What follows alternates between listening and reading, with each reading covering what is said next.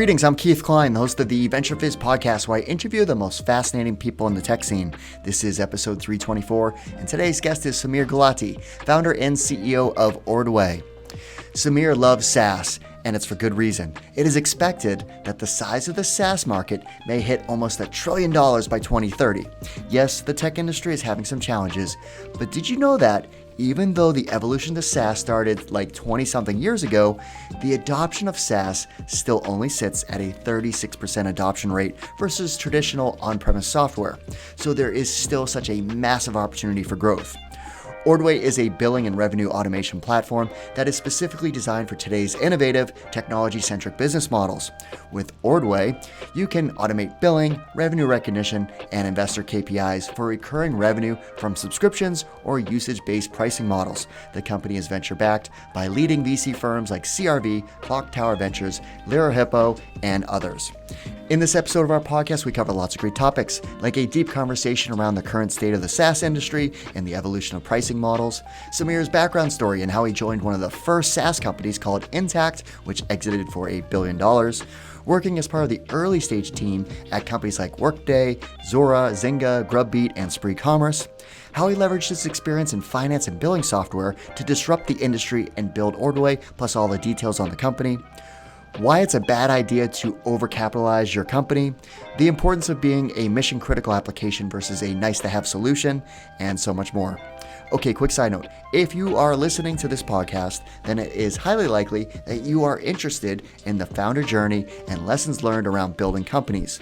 So please make sure you don't miss any episodes by subscribing to the VentureFizz podcast on Spotify, iTunes, Google Play, Stitcher, or SoundCloud. Oh, and please don't forget to leave us a review. It really does help us out. All right, without further ado, here is my interview with Samir. Samir, thanks so much for joining us. Hey, Keith, thanks for having me.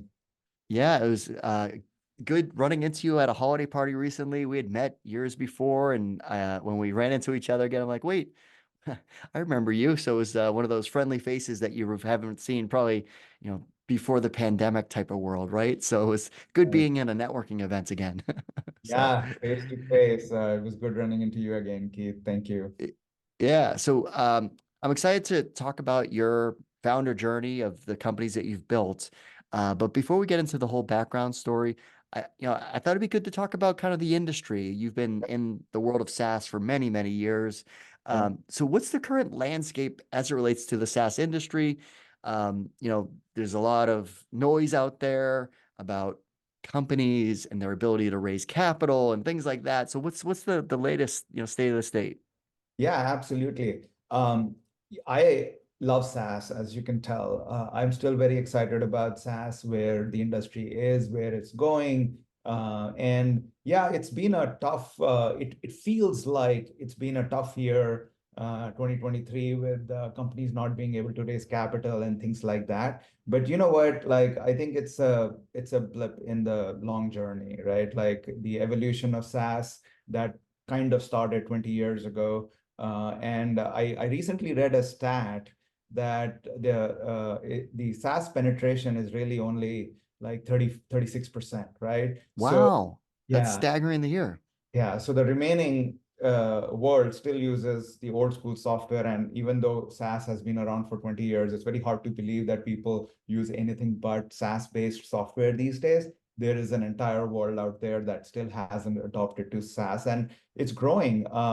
Overall, I mean, the same article, which was a lot about research and stats about SaaS, it said that current SaaS spend today is about 250 billion a year, growing 15 to 20% year over year, and expected to cross $1 trillion in 10 years or so. So think about it, right? Software spend just on SaaS over the in 2030s would be $1 trillion.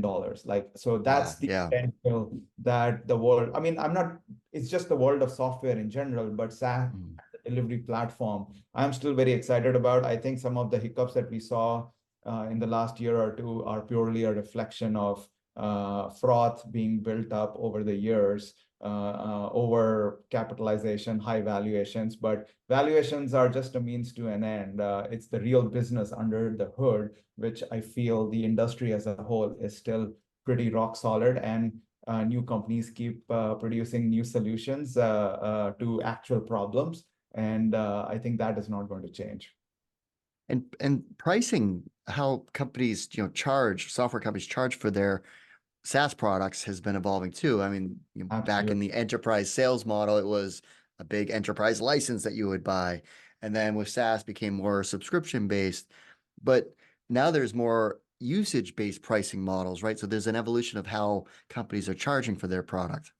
That's right. And if you really think about pricing, right, pricing is also a means to an end. It's about how do we, as vendors, make sure that customers are paying for value, right? Like, and it has evolved over the ages, like good old-fashioned on-premise license, like a one-time huge license fee to when the world moved to SaaS, it kind of lowered the barrier that you may not want to pay a huge enterprise license fee upfront. You pay it over time, and it made it easy to get in the door in a way, right?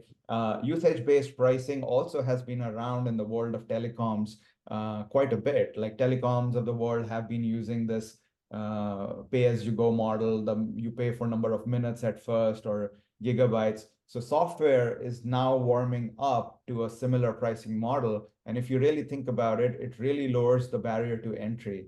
You don't have to pay for a software license if you're not using it, right? You're paying for what you're actually using it. And I think this innovation in pricing, what we call usage-based pricing, is really paying for value, paying for what you're really using. We are in the business of providing a software that manages subscriptions. We are in the business of helping companies do both SaaS billing as well as usage-based billing. We see this among our customer base as well, that there is really very little barrier to entry. Take AWS, for example. Like I remember we started paying for I think when we first built the very first code, we were paying like $7 a month. Today we are paying like $60,000 a month, so AWS is a My. perfect example, very low barrier to entry. In fact, they're giving free credits, hey, $100,000 credits if you just start using us. You think, oh, wow, 100,000 credits, but it goes by fast. And Mhm. now for companies like us, AWS is one of the largest spends. So it's really an innovation in pricing as to like reducing the barrier to entry and making the potential customer feel like you're paying for value. And net, it's a huge advantage for software companies to move to this model. All right, well, let's rewind the clock. So, where did you grow up? What were you like as a child? That's a very loaded question. I grew up in India. I'm an army brat. My father was in the Indian Army, so we moved about quite a bit growing up. I lived different army towns here and there, but it was great. It's fun to. It's a good experience growing up when you have to move. Like some people might think it's a pain, but I actually really enjoyed it. It broadens your horizon the more experiences you have in life. And I think my upbringing as an army brat gave me a little bit of that. What was I as a child?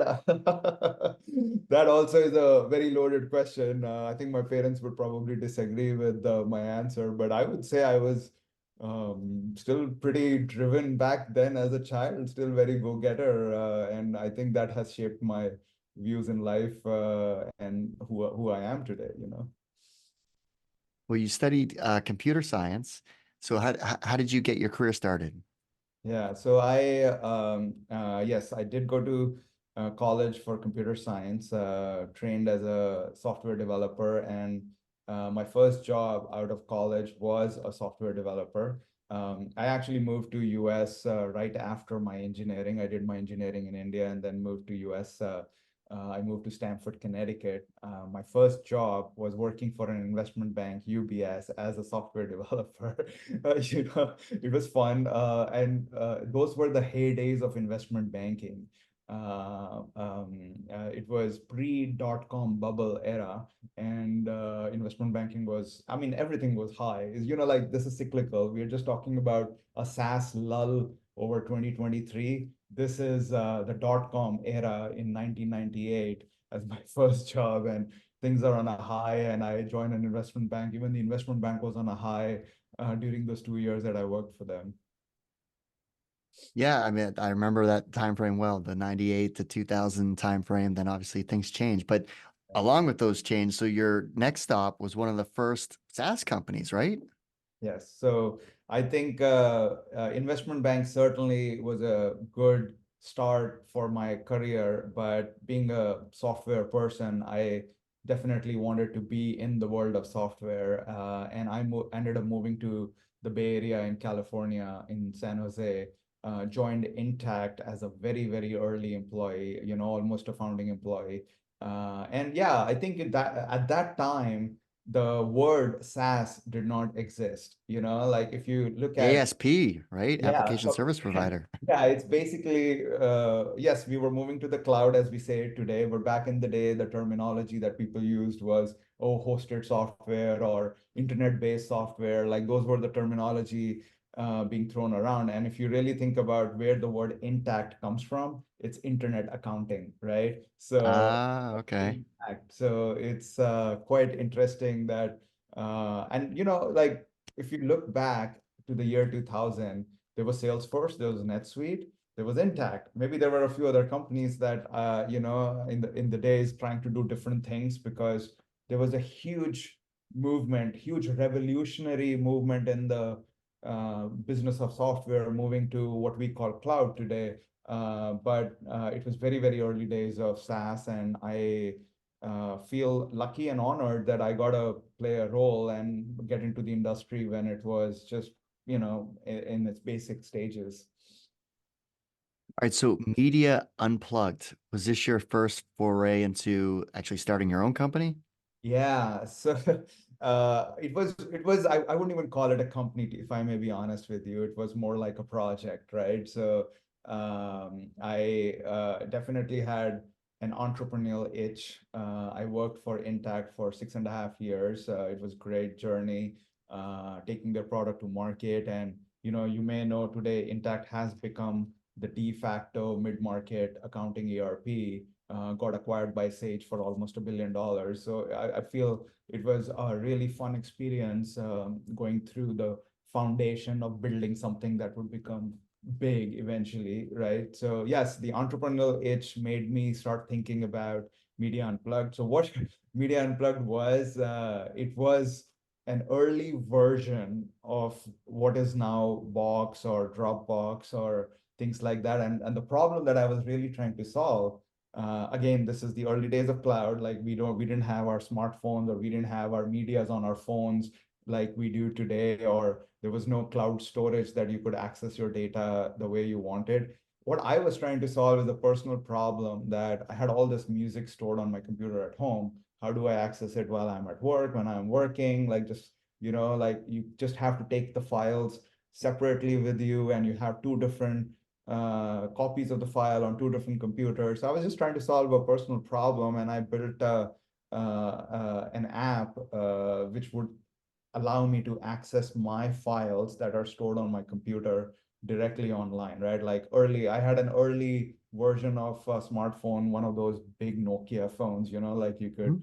flip open and access over the internet. So it was an experimental project, but yeah, I mean, if I had, every entrepreneur has to make mistakes to learn what is right and so forth. My mistake at the time was I couldn't, I didn't have the foresight of the Dropboxes of the world that this could become a huge online storage version and so forth, right? So yeah, I think those were some early experimental products that I was dabbling with. It didn't go anywhere. I built it, I used it for my own personal use, but never really made it a company, so. Yeah, no, there's definitely entrepreneurs trying to solve that problem. I've talked to some others where, it's like, okay, you have all your music, your movies, all your digital media, your photos, before everything was in the cloud and Spotify's and Netflix existed, that there was going to be a hub in your basement probably where you could store all this large file data and consume from your TV or whatever stereo or whatever. So it was interesting to see how it eventually turned out because even Steve Jobs said people want to own their music, right? Right. Not I rent think it like we do now. I think folks like Aaron Levy from Box, they obviously cracked the code early on and got rolling. And I'm Mhm. super excited. Like nowadays, we don't even have to think about this. It's everything is Yeah. in the cloud. We access our files from anywhere, our music from anywhere. It's fascinating, you know. But yeah, it was a fun side project in a way. All right. So So what did you do next? so I decided I need to get a job, right? Like this was a little bit of a experimental project, and I was doing some miscellaneous consulting at the time. I've always been excited about finance software, Office of the CFO. My entire career has been about solving problems for the finance team. I ended up joining Workday. Workday was a pretty small company at the time too. Less than 100 employees in Walnut Creek, California. Workday also has grown and scaled to become one of the largest SaaS providers in the world, 70 billion in market cap, 20,000 employees. So another fun journey that I got to experience in the early days.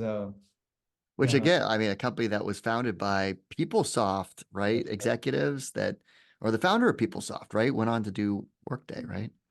Yeah, I think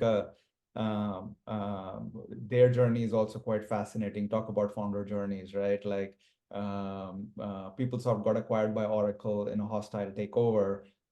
Workday was, I mean, some may argue was like built in vengeance, but it was a great business to start with, right? Like Right. they were already thinking about this inside PeopleSoft of moving software to cloud, and the timing was perfect. The world is moving to the cloud, and ERP softwares are slow to move and adapt. So good timing, and obviously the perfect team to do this. All right. What happened next? So I ended up, so billing has always been a passion of mine. And I think I would say that's when I truly took the plunge into the world of billing. I found this little company called Zora at the time, who was trying to solve what I had built for Intact internally. Like we built a billing system in-house for Intact, trying to solve our own billing needs, right? We thought it would be a 2-month project to build an internal tool that would figure out how to bill, how much to bill our clients. Ended up being a 9-month project and a full-time maintenance nightmare. So this is where, when we talk to people about build versus buy, for example, whether you, especially internal tools, do you build internal tools or do you just buy off the shelf? This is an argument that you shouldn't use engineering time to focus on something internal. Engineers are expensive resources, and they should always be used to build commercial products that you're selling in a way, right? So this is where I saw this little company trying to solve the problem. I got excited when they reached out to me, and I met the CEO. I got even more excited and decided to go join them. And Zora was the first subscription billing platform at its time. Early days of subscription billing, and yes, again, a trend in software as the world is moving to the cloud. The need for cloud billing, subscription billing in particular, just went up. Even we saw this in the consumer world, like in the Netflixes of the world, right? Netflix, prior to Netflix, people used to just like buy DVDs, right? Like nobody buys DVDs anymore, right? Like, so Right. it was Yeah. a complete shift of paradigm and disruption of an entire industry by simply moving to a subscription model. So when companies started moving to subscription models, there was a billing need, and Zora was well placed, good timing, and I again was fortunate to see and build one of the first commercial grade billing products. So billing has always been my passion, and I think I've done a lot in billing, which is something you won't see on LinkedIn. I've also, in the early days, met with the founders of Recurly, for example, and spent some time with Aria Systems to help them think through their billing needs and so forth. So I've generally, even before I started Ordway, and we'll come to that, I it's just a passion that I've been pursuing. In fact, so one of the next jobs I took was with Zynga, which is really a gaming company. The entire shift to me trying out a consumer product, when all my career I worked for enterprise software, was really about billing. Like one of the things that I saw in the world of billing we had a lot of gaming customers, and the kind of billing they used to do in the world of gaming was quite fascinating. So that's how I started looking into the world of gaming. And at that time, I also moved to DC from the Bay Area. So I left Zora to move to DC for family reasons, and started looking at, okay, what else to do next. And because of my increased interest in the world of gaming, especially around their billing needs, I found Zynga and ended up joining Zynga. And this was a little bit of a shift. I wanted to try out what it is to be a product owner of a consumer product rather than an enterprise software, and got to experience some fun. Yeah, like games are fun from the outset, but it was fun to take a consumer product to market and see how, in enterprise software, you have like a few hundred customers, but in the world of gaming, you have millions of customers. And the game that I got to build and take to market, Frontierville, it was called. It's no longer there, which is also the nature of consumer software. It shuts down after a while. In the case of games, I think the average lifespan is 1 year. The game exists for a year, and then the next game has to fulfill the revenue. So that was my journey at Zynga, learning how to take consumer products to market, thinking how to do product management for mass scale user base of 37 million monthly users. The A/B testing and figuring out what their needs are and so forth. And what do you think you gained from that consumer experience of scaling to 37 million Yeah. monthly active users? Because that's Um, obviously, like you said, different from what you were doing. well, the first thing I learned from my experience is how much I love enterprise software. And how much I wanted to go back to enterprise software. So it was good learning overall, because when you are talking about that level of scale of users, you can't just talk to a customer and figure out what their needs are. Like, you have to rely on data. You have to rely on data to tell you a story about what your users are asking for, and how do you make decisions based on that data. But yeah, I think personal biggest learning was I want to go back to enterprise software because that's my passion. Mhm. All right. So what happened next? So after I left Zynga, I again, entrepreneurial itch has always been there. I looked into solving another problem for restaurants, and one of the problems, it still exists today, to be candid with you, is the amount of time it takes to close out your tab at the end of the meal, basically, right? So I came up with an idea, and I built this app with the help of a few developers, that we could just manage our tab. Like, I mean, now with COVID and everything, you see this barcode on the tables, and people scan their menus. You could theoretically even order from your phones nowadays. But it was, again, a little bit ahead of its time, right? Like, the success of products and businesses, right place, right time, was a little bit ahead of its time, in a way, I would say. And the other challenge that this is a lesson for all founders. I'm a tech guy, I'm a product person. You can build a product, but you really need to know how to scale and distribute to grow a business, right? I think in this case, we are selling to restaurants, and I'll be the first to candidly admit I did not know anything about how to scale and sell to restaurants, right? We had to figure all of that, but that's part of the entrepreneurial journey. You just have to figure things out, right? There is no playbook on how to take a new idea to market. You just have to figure it out, right? You have to hustle and figure it out. So I tried it. I ran into some hurdles. The hurdles that at the time were, to for your phone to interface with the point of sale system. The companies, the big companies back in the day were like Microsoft of the world. You needed additional licenses to allow any API access or any app to communicate with the point of sale system. And that was a source of friction between the restaurant and adoption of this, because now they had to pay an extra fee to buy this license from the point of sale company. So Got it. some of I learned, right? Like, as we built the product, we were trying to scale. We learned that there are some sources of friction. And the right way to solve that friction is what the Toasts of the world have done. They created Hmm. their I was own just thinking that. Yeah. Yeah. Toast figured so out how to disrupt that whole world of micros and point of sale system. So, exactly. So I think yeah. that was needed for for what we were trying to do, we really needed a more modern point of sale system, which was more cloud friendly, API friendly, and would allow us to build apps on that. So that was a learning too, where like I think my learning was like a lot of people try to build apps on top of a platform, but it's nothing like being the platform. Then you own your destiny and you own the ecosystem. And frankly, some of those learnings we have applied in our current journey at Ordway, and we'll get to that too for sure. So yeah, this was about there, and like again, this was not really a company. It was more like an experimental project. I kind of did it for 3 to 6 months. Built a product, set up a prototype in a couple of restaurants, but quickly learned the shortcomings that the industry had at the time to scale it, and realized I'm not the right person to do this.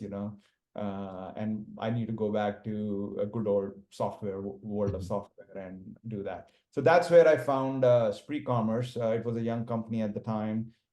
We were doing e-commerce automation. Great idea. Like early days of Shopify was pretty much what we were trying to do as well. So we got acquired by First Data very early in our journey. Like we were like 20 people in the company, and we got acquired by First Data. And as part of the acquisition, I was their VP of products for all global e-commerce initiatives, and I stayed on for 3 years helping them build out. So First Data is a payments company. The whole thesis of acquisition was to build online products and take First Data to e-commerce. So that's the journey that happened after Spree Commerce, and we got acquired by First Data, which is now Fiserv. Got it. Okay. All right, Ordway. So let's talk about the company that you've been building. How did the idea come to fruition initially? Yeah, so I while at First Data too, I was spending a lot of time doing some angel investing here and there, meeting other founders, talking to a lot of companies on what they're trying to solve. Like I've always loved the startup ecosystem. I've always loved the problems that entrepreneurs try to solve.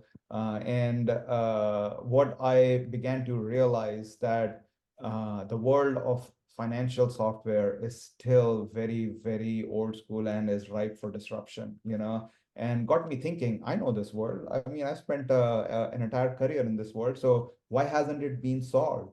Why haven't Zoras of the world or Recurleys of the world not solved the core billing problem that companies face, right? And I think through market research, it was quite evident that billing is evolving, right? Like as we discussed, at the start of our conversation, the SaaS has moved to more consumption style billing. So billing has also evolved.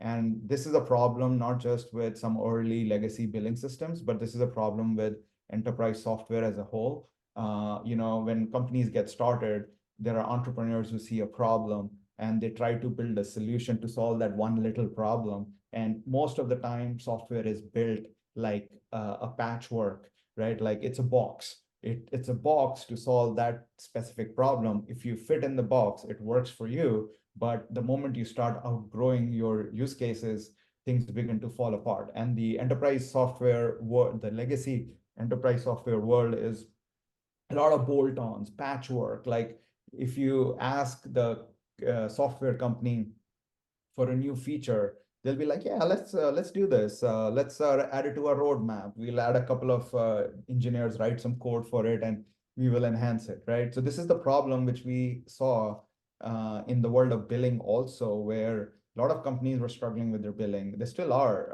It was pretty manual.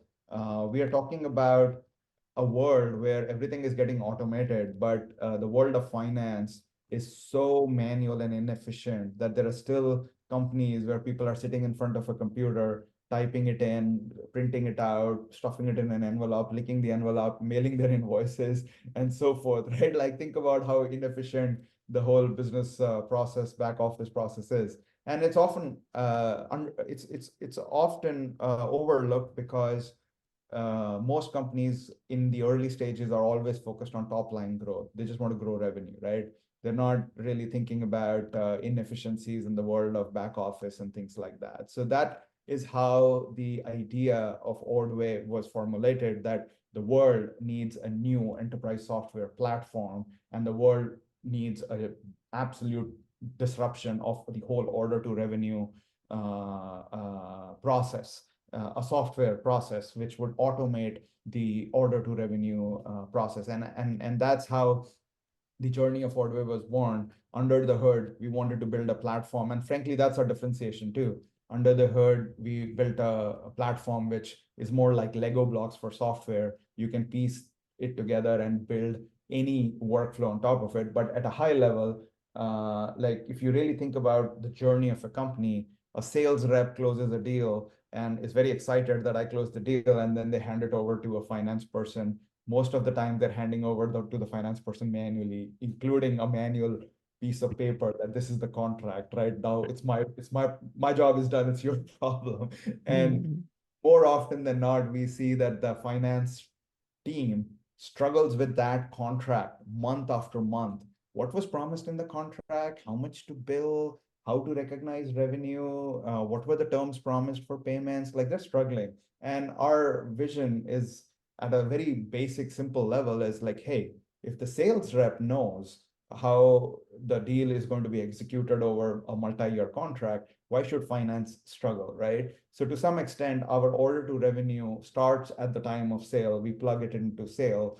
This is the real innovation and differentiation we did. And as we talked about my journey over the last 20 years, the biggest learning was do something that you know well. And I really knew the domain of enterprise software, the world of billing, the world of office of the CFO software, and also how to distribute it. So I think we had all the bells and whistles to create a company around this, and that's how Ordway was born. We found a few early customers to do beta with, and that's basically how then after that I went and raised capital and started scaling the business. And did you start out with those initial customers like with a piece? Because obviously your platform does a lot now, but was it like, hey, we're going to focus on this initially and then start to broaden? Yeah, I think to some extent, the journey of our software was really driven by the pain points that some of the early customers were facing, right? So I set out with a really broad vision initially, which may be the vision of the future too, but initially it was a really broad vision that the entire ERP space is ripe for disruption. But that is a more ambitious vision, you know. But after talking to a lot of customers or a lot of companies, I did about 30 or 40 market research interviews, if I may be honest, right? Like speaking to friends who run companies or executives in the companies, like, what is your pain point? And the pain point kept circulating around billing, about revenue leakage, about missed invoices, about incorrect invoices, and especially subscription billing, like SaaS billing, recurring billing scenarios. And then it really got you to think like, why is this still a problem? So yes, the first version of the software, we had narrowed it down to just solve billing needs, and we kind of just built a company around it. And I had a couple folks who were more than willing to be beta customers. Like typical product management, we built out some visual screens to show like, hey, this is how we would solve your problem, and validated the ideas before we wrote a single line of code, and that's where I decided to just put in a little bit of money, hire some developers, start building, and we built an early working prototype, got some customers on it, and we scaled from there, And at what point did you, decide to raise your Series A? When we started getting customers through cold campaigns, that's when I knew this was a real business. Like initially you ask people, friends, hey, do you have a pain point? Would you be willing to try the software out? And there came a point where like, let's test we have a couple of customers using the software. Let's go out and start getting more customers. So we did a marketing campaign around the country, reached out to a bunch of companies, like typical cold outreach. And we got a couple of responses back. In fact, the day we ran the campaign, I got a response back the same day from a CEO of a company in LA that yes, we are having major billing problems. I would love to discuss, and by evening we were on the phone and we hit it off. I mean, they were a startup too. We were a startup, and as a founder to founder, we connected. And this was a complete cold outreach. 3 weeks later, we had a signed contract of 25K a year, which was big at the time, first cold contract. It was a good start and they're still a customer and one of our largest customers today. They have grown, multiple fold from the early days of Ordway. So that's basically, we got them, and we got another company based in New York. So we got 3 or 4 customers through our cold outreach. We're like, this is a real business. And we had revenue being generated before we even raised first outside capital. So that was our journey. Like when we went to investors and we showed, here is the problem we are trying to solve. We have a real business. We have real paying customers and not just friends and family. These are cold outreach customers that we acquired. We did not have too much trouble raising some seed capital to take the company further. Got it. Okay. So fast forward to where you are today as far as, the platform and just overall company. Yeah, I think it's been 5.5 years now, almost 6. We have a very mature platform.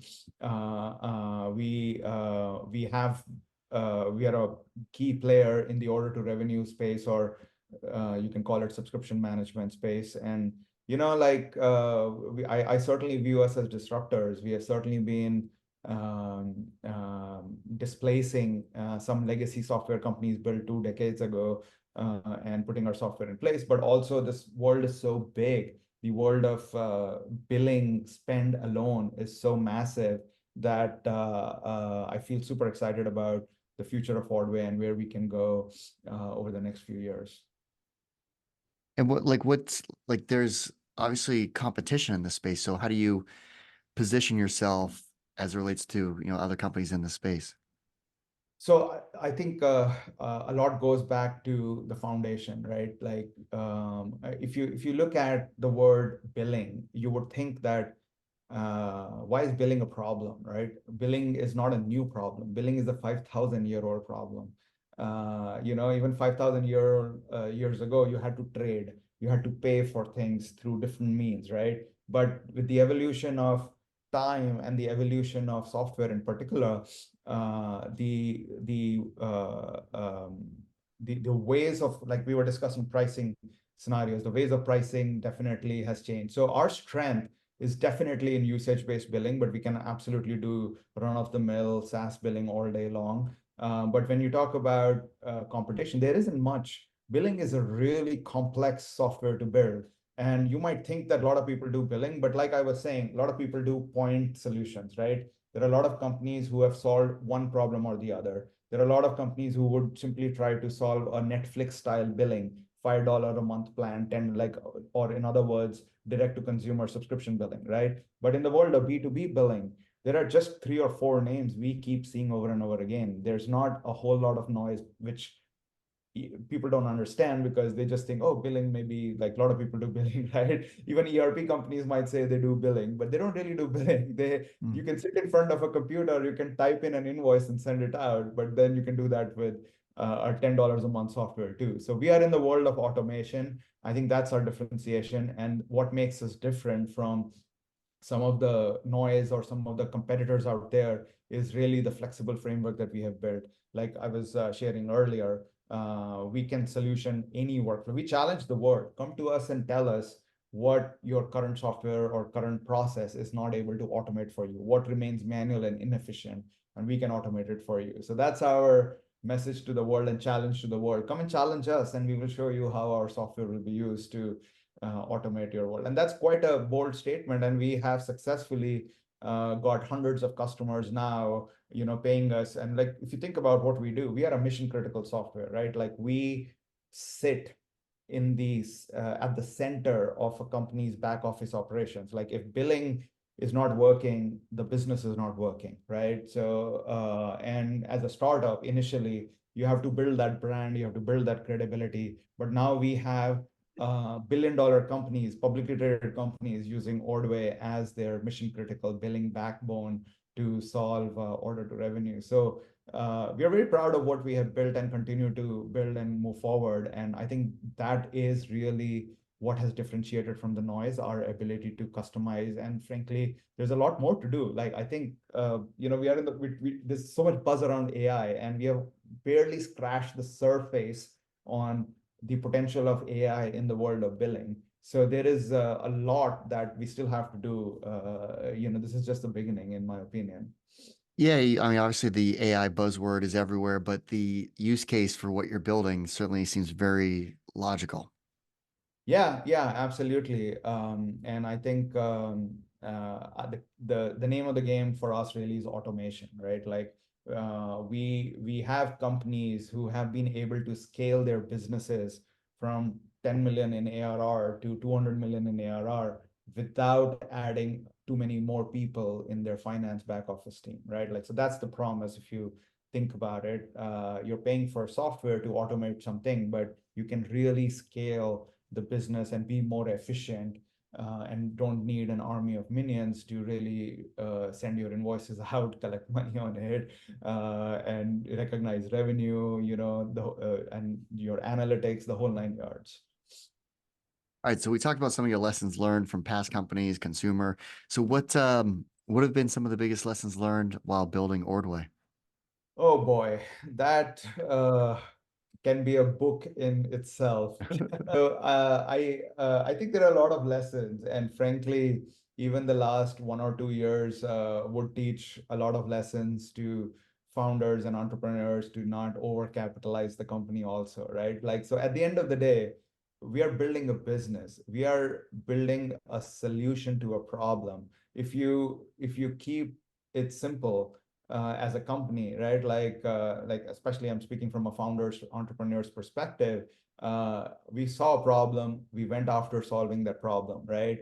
Like you have to get certain unit economics right before you go out and raise hundreds of millions in venture capital and start spending like there is no tomorrow, right? Because like we saw in the last year or two, there will be tough times and that capital will evaporate, right? So focus on building a core business, focus on building something that your customers absolutely love. And because your customers are going to be your best sales reps. They are the ones who are going to do reference, especially in our world of enterprise software. They're going to be referenceable customers for future customers, and that's how you scale. That's how you grow the business. And always listen to your customers, right? I think this is a cliche that you're like, why would you not listen to your customers? But you know what? Like, a lot of companies don't. They get so caught up in day to day that they are just not able to change. Like, why Kodak went bankrupt after being in business for 100 years? They just didn't listen to the market. They just had their own vision. Digital cameras? Who cares about digital cameras? Who needs digital cameras? You know what I'm saying? So I think at the end of the day, it is no different. This is why companies keep getting disrupted. But even startups don't succeed many times because they don't do simple things like listen to your customers, build something that your customers absolutely love. Don't just chase venture capital you need capital to grow the business, no doubt, but you need to, I think a different way of saying it is get small wins before you go for the big home run. Get small hits and before you decide to swing it out of the park, basically. Well, I think another key point that you brought up in a very subtle way, but I wanted to highlight is you said we're a mission critical application. There's Yes. lots of software out there that when CFOs, controllers are looking to slash budgets, there's a lot of stuff they can just be like, get rid of that, get rid of that, get rid of that. Not a mission critical application though. Yeah. So that's definitely in our favor. We are a sticky software solution. If we do a good job, there shouldn't be many reasons to rip us out. And doing a good job is also listening to your customers and being there for them when they need you. And I personally also am never afraid to get on a plane to go see a customer if I sense there is a little sensitivity, or even without, just to build the relationship. All right. Well, you had mentioned that you have been involved in making your own angel investments. So how did you get involved in doing that? And what advice would you have for others in terms of dipping your toes into the angel investment waters? Sure. Um, I think just like starting a company, there is no straightforward playbook to angel investing, right? Like to some extent, most investors have to make certain mistakes to understand what their investing appetite is. To start with, angel investing is an extremely high risk investing framework. And most people need to understand this, that it's easy to get carried away hearing that some person invested like $25,000 in Facebook in the early days and made 40 million out of it, right? Those are rare, and that's just luck, dumb luck. That's like playing the lotto, right? So angel investing, you have to go in with the mindset that yes, there can be huge returns, but it's also high risk. You should be willing to put only that amount of capital that you may not see ever. Even if you see a return on that capital, it'll be years before you get a return on that capital. So certainly go in with the mindset that this is not some money that you need, and you could be wise about it. Like, you can't go into angel investing with just, hey, I'm going to do one angel investing and hopefully I get 40 million out of my $25,000 investment. You have to have a diversified portfolio, right? Like think how VCs think, how professional investors think. They don't put money in one company. So you start with like, what is your appetite to do angel investing? How would you carve out that portfolio among a series of companies? And then what is the kind of company you would be comfortable investing in? Like I'll be candid about my appetite of investing too, and everybody has different appetite of investing, right? I started off angel investing and I was investing in a lot of very, very early stage companies. And early stage companies are the most risky companies, right? Like they're the ones who are still dabbling with ideas. They may not go anywhere and so forth and things like that.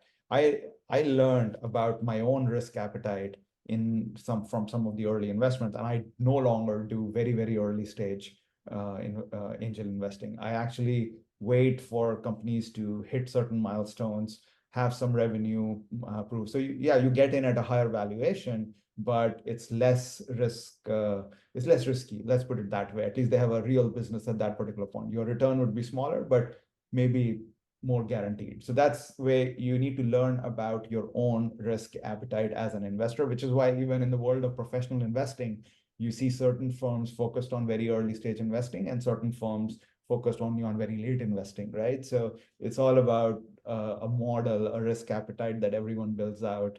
And I, over time, have built out my own risk appetite on what I'm comfortable with. Now you're based out of the Washington, D.C. area. So what's the startup scene like down there? Yeah, it's growing. It's not as big as what you hear in San Francisco, New York, or Boston, but it's still a very vibrant tech community. Like the tech community here has its roots in defense contractors, right? Like there's a lot of business here in defense contracting, but that also leads to innovation, that also leads to startups, and certainly I like in the 10 years that I've been in the DC area for 14 years. In the last 10 years or so, I've certainly seen the ecosystem take off. There are a lot of people like me who came from Silicon Valley over here, excuse me, from Silicon Valley here too, but there are smart people everywhere. Let me put it that way. So there are smart people everywhere who are going to try and solve problems and build solutions to those problems. So it's growing quite a bit, and we have seen some really big companies come out of the DC area too in the last few years. Still, I would say it's smaller than the big cities, but it's good. How about a book or podcast recommendation for other founders? Yeah, two of my favorite books are like I read a lot of business books, but two of the books that I read early in my life or career have stuck with me. They're not recent books, but they've stuck with me. I think one of them is Tipping Point from Malcolm Gladwell. I actually used that book as a coaching guidance even for my employees. Like there are a couple of concepts in the book that he talks about. So a concept of 10,000 hour rule. Like you don't really become an expert in anything until you have put 10,000 hours into it, as an example, right? So I really like that book, Tipping Point, by Malcolm Gladwell. And another book that I read, I've read that book multiple times, is Seven Habits of Highly Successful People. It's a very old book, Stephen Covey's book, but I just love that book. And the principles of that book are quite foundational. All right, what do you like to do for fun outside of work? Oh, there is not much time for fun as a founder, CEO, but you got to have a balance. That's true. I have a small family. I have a wife and an 11-year-old daughter, so I spend a lot of time with the family. And I like playing golf whenever I can. It's hard living in the city. You have to. It's a game that requires a lot of time investment, but whenever I can, I love to do that. Um, so yeah, like just the usual, go out for dinners with family, hang out, the usual. Very cool. Well, Samir, thanks so much for taking the time to walk us through your background story, obviously all the great companies that you've been involved in, of course, what you're up to now with Ordway, and all the great advice. Yeah, thank you, Keith. Appreciate having me, and I enjoyed the candid chat.